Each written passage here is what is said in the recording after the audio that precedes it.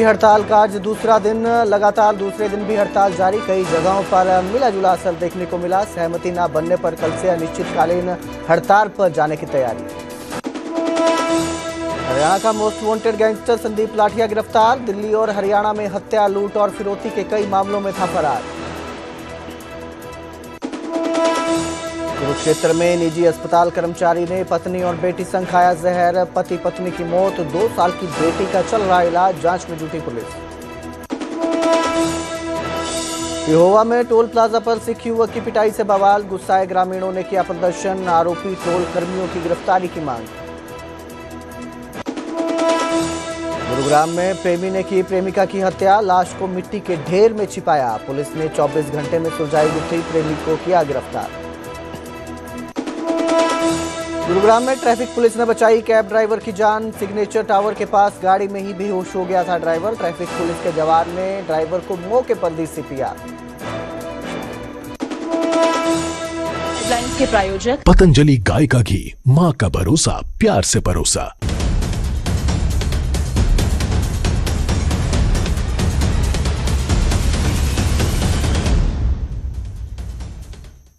नमस्कार, स्वागत है न्यूज 18 पंजाब हरियाणा में। मैं आपके साथ कुलदीप भारद्वाज। हरियाणा प्राइम की शुरुआत करेंगे डॉक्टरों की हड़ताल से। आज लगातार दूसरे दिन भी डॉक्टरों की हड़ताल जारी है और इसके चलते कई जगहों पर मरीजों को परेशानी का सामना करने पड़ा। कई जगह पर इसका साफ असर देखने को मिला। वहीं कई शहरों में व्यवस्था चरमराती हुई नजर आई तो कई जगह हालात कुछ बेहतर भी दिखे। करनाल, कैथल और कुरुक्षेत्र में डॉक्टरों की हड़ताल का मिला जुला असर देखने को मिला। करनाल में जहां मरीजों को लंबी लंबी लाइनों में घंटों इंतजार करना पड़ा, तो वहीं कैथल और कुरुक्षेत्र में कई प्राइवेट डॉक्टर मोर्चा संभालते हुए नजर आए। तो कई मरीजों के इलाज के लिए घंटों लाइनों में लगे रहना पड़ा। लगातार आज दूसरा दिन है डॉक्टरों की हड़ताल का, जिसके चलते कई जगह पर इसका खासा असर देखने को मिला, जहां पर परेशानी हुई मरीजों को। लेकिन कई जगह पर डॉक्टर ओपीडी में मौजूद थे और मिला जुला असर पूरे हरियाणा में इस हड़ताल का देखने को मिल रहा है। डॉक्टरों की जो हड़ताल है, आपको बता दें कि डॉक्टरों की हड़ताल 2 मांगों को लेकर है, अपनी मांगों को लेकर है, जिसमें 2 मुख्य मांगे हैं कि जो एसीपी है उसे लागू किया जाए। वहीं पर जो एसएमओ की सीधी भर्ती है उसका विरोध किया जा रहा है। सीधी भर्ती का विरोध हो रहा है ताकि एसएमओ को जो है सीनियोरिटी के हिसाब पर ही नियुक्त किया जाए। जिस तरह से डायरेक्ट भर्ती किया जा रहा है उसका विरोध हो रहा है। तो 2 मुख्य मांगे जो हैं ये नजर आ रही हैं इस हड़ताल की और इसके चलते ये हड़ताल की गई है। बेसिकली जो इस टाइम हमें स्थिति का जायजा लेना है, कुछ डॉक्टर स्ट्राइक पे हैं। उसके लिए हमारे कुछ रेगुलर डॉक्टर जो स्ट्राइक पे नहीं हैं वो काम कर रहे हैं। इसके अलावा हमारे एनएचएम के डॉक्टर्स और कॉन्ट्रेक्चुअल डॉक्टर्स काम कर रहे हैं और कुछ डॉक्टर्स कल्पना चावला से आए हुए हैं ताकि लोगों को सभी प्रकार की सुविधाएं मिले। कोई भी सुविधा क्योंकि ऐसा ना हो कि कोई भी मरीज बिना इलाज के चला जाए। हमारे डिस्ट्रिक्ट में टोटल डॉक्टर्स 69 हैं, जिसमें से 26 काम कर रहे हैं। इसके अलावा कुछ डॉक्टर्स जो कॉन्ट्रैक्चुअल हैं, 14 हमारे एनएचएम के डॉक्टर्स हैं जो काम कर रहे हैं। आयुष डॉक्टर्स हैं और कल्पना चावला से भी डॉक्टर्स आए हुए हैं। अभी हमें 42 डॉक्टर्स आए हुए हैं। अगर और जरूरत पड़ेगी तो और भी आ जाएंगे। ऑपरेशन वगैरह हो रहे हैं, सिजेरियन भी हुए हैं, कल भी हुए हैं, आज भी हुए हैं, आई के ऑपरेशन भी हुए हैं, फैमिली प्लानिंग भी हुए हैं और जनरल सर्जरी। डॉक्टर्स की हड़ताल का आज दूसरा दिन है और इस वक्त हम मौजूद हैं करनाल के नागरिक अस्पताल में। ये तस्वीर आप देख सकते हैं। फिलहाल जो काम है वो सुचारू रूप से चलता हुआ नजर आ रहा है क्योंकि प्रशासन ने वैकल्पिक इंतजामात किए हैं और ये रजिस्ट्रेशन की लाइन है जहां से तमाम लोग रजिस्ट्रेशन करवाते हैं कि हमने डॉक्टर को दिखाना है। क्योंकि नज़दीक में करनाल का कल्पना चावला मेडिकल अस्पताल भी है तो वहां के तमाम डॉक्टर्स यहां पर बिठा दिए गए हैं, ट्रेनी डॉक्टर्स बिठा दिए गए हैं ताकि मरीजों को कोई दिक्कत ना आए, परेशानी ना आए। आए हैं, पर्ची वगैरह कट रही है अभी? देखते हैं सर, अभी तो खड़े हैं, अभी तो कट तो रही है वैसे, पर ये इधर ये कम है। देखो इधर 2-3 लगे हुए हैं, मान लिया उसमें लगने दे ना, अगर लगने दें तो फिर तो सभी का काम हो जाए। अभी ये देखो लंबी लाइन है, ये बेचारी ये वहाँ से इधर भेज दी है। ऐसा नहीं होना चाहिए ना, बुजुर्ग है बेचारी, कब से खड़ी है ये। उधर 4 जने खड़े हैं सिर्फ, यहाँ देखो आप कम से कम 20-25 जने खड़े हैं, है ना। ऐसा करना चाहिए तो काम जल्दी हो जाए शायद।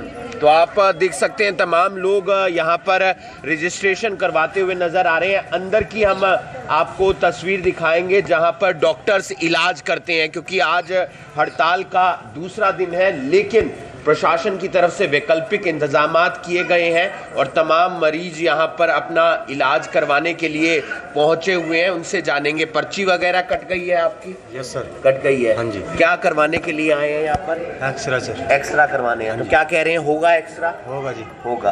कोई दिक्कत वगैरह अभी नहीं? अभी कोई दिक्कत नहीं। कोई दिक्कत नहीं आ रही है। आप देख सकते हैं तमाम जो डॉक्टर्स हैं, जो वैकल्पिक इंतजामात किए गए हैं, क्योंकि नागरिक अस्पताल के डॉक्टर पूरे हरियाणा के अंदर अपनी दो पहले हड़ताल से एक मांग थी एसएमओ की डायरेक्ट भर्ती पर रोक लगनी चाहिए, वो सरकार ने मांग मान रखी है। लेकिन दूसरी मांग ये है कि एसीपी जो यानी कि वेतनमान है वो बढ़ाया जाए, और उस मांग को लेकर आज दूसरा दिन है डॉक्टर्स की हड़ताल का। लेकिन प्रशासन ने वैकल्पिक इंतजामात किए हैं और लोग अपने इलाज के लिए नागरिक अस्पताल में पहुंच रहे हैं।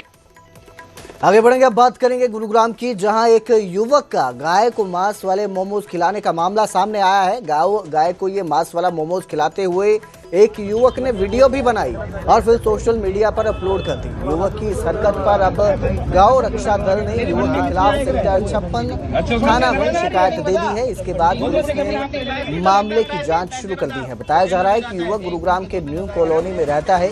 ये वीडियो युवक ने खुद डाली है, जिसमें वो पहले नॉनवेज मोमोज खाता नजर आता है और फिर वही मोमोज गाय को खिलाता है। खिलाया गाय को, उसमें मेरी गलती है, बहुत ज़्यादा बड़ी गलती है। मैंने भाई आगे भी पश्चाताप करा, मेरी गांड फट गई थी। वो है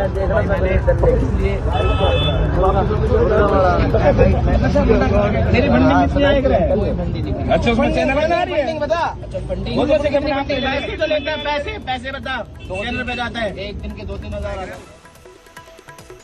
तो उधर यमुनानगर में पटवारियों को सस्पेंड करने के विरोध में प्रदर्शन हुआ। वहीं द रेवेन्यू पटवार और कानूनगो एसोसिएशन के पदाधिकारियों और सदस्यों ने एसडीएम को ज्ञापन भी सौंपा। ज्ञापन के जरिए एसोसिएशन ने मांग करते हुए कहा कि निलंबित पटवारियों के खिलाफ की गई कार्रवाई को तत्काल प्रभाव से रद्द किया जाए। बता दें कि प्रदेश सरकार की ओर से हरियाणा में ई क्षतिपूर्ति पोर्टल पर फसल खराब के वेरिफिकेशन मामले में गड़बड़ी को लेकर 6 पटवारियों को सस्पेंड किया गया था।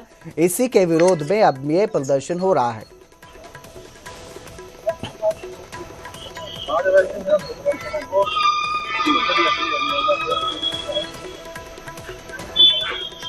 हमारी स्टेट की बॉडी की मीटिंग हुई है जींद में, जिसमें सभी ने ये फैसला लिया है पूरे स्टेट में कि हमारे जो 6 पटवारी हैं वे जबरन जो है निलंबित किए गए हैं। उनका कोई दोष नहीं है। उनके द्वारा जो है जो खराबा की वेरिफिकेशन की गई थी वो ठीक की गई थी। पटवारी के पास वर्कलोड इतना है कि एक पटवारी से कम 25-30 गाँव का कार्य लिया जा रहा है, और उसके लिए भी कार्य करने में तो कोई जवाब नहीं देता है। लेकिन बात यह है कि टाइम लिमिट भी रख दिया है कि सभी ने 8-10 दिन के अंदर अंदर यह कार्य खत्म करना है, जिसमें पटवारी जो है इतना कार्य एकदम नहीं कर सकते। अगर कार्य में थोड़ी बहुत कोई कमी हो जाती है तो उसके खिलाफ फिर एक्शन लिया जाता है। तो इस विरोध में ही पूरे स्टेट में हम आज ज्ञापन दे रहे हैं। सर, इसका क्या संबंध है धान घोटाला से? हाँ, धान घोटाला का संबंध तो फर्जी रजिस्ट्रेशन से है। जो लोग फर्जी रजिस्ट्रेशन करते हैं उनके खिलाफ सरकार कोई कार्रवाई नहीं करती है। और अगर पटवारी जाके उन्होंने सिर्फ नंबर की वेरिफिकेशन करनी होती है, उस नंबर खसरा में क्या है, पटवारी तो वही फसल लिखता है। लेकिन जो फर्जी रजिस्ट्रेशन कराने वाले होते हैं वे किसानों का पंजीकरण करा लेते हैं, उनके खिलाफ कोई कार्रवाई नहीं होती। धान घोटाले का जो संबंध है, जो मेरी फसल मेरा ब्यूरो पोर्टल है उससे है और फर्जी रजिस्ट्रेशन से है, ना कि पटवारियों से है। जो पटवारियों पे कार्रवाई की गई है उसकी विरोध में है। जो पटवारियों पे कार्रवाई की गई है हमारे यहाँ कुरुक्षेत्र में, जींद में, भिवानी में, मतलब कुल मिला के 6 पटवारी है, जिनके विरोध में हम ये धरना मतलब जो ज्ञापन दे रहे हैं आज कि उनको जल्द से जल्द बहाल किया जाए। तो क्या सभी डिस्ट्रिक्टों में दे रहे हैं? जहाँ पूरे हरियाणा में सभी डिस्ट्रिक्ट में जिला स्तर पर है। अगर आपकी बात सरकार नहीं मानती तो अगला कदम क्या होगा? क्या होगा अगर सरकार नहीं मानती तो कल जींद में तो यह बात हुई है कि हम 14 दिन के बाद जो है दोबारा से मीटिंग करेंगे और उसके बाद हड़ताल पे भी जाना पड़ सकता है। तो उधर कुरुक्षेत्र में कांग्रेस ने वोट चोर गद्दी छोड़ अभियान के तहत प्रदर्शन किया। यूथ कांग्रेस के राष्ट्रीय अध्यक्ष उदय भानु के नेतृत्व में हुए इस प्रदर्शन में कार्यकर्ता जो हैं कांग्रेस के, उन्होंने सीएम आवास की ओर कूच करने की कोशिश की, जिसके बाद पुलिस ने उन्हें बैरिकेडिंग कर रोकने का प्रयास किया। हालांकि कांग्रेस कार्यकर्ताओं ने बैरिकेडिंग तोड़ने की भी कोशिश की, जिसके बाद पुलिस ने कार्यकर्ताओं को पीछे हटाने के लिए वाटर कैनन का इस्तेमाल किया।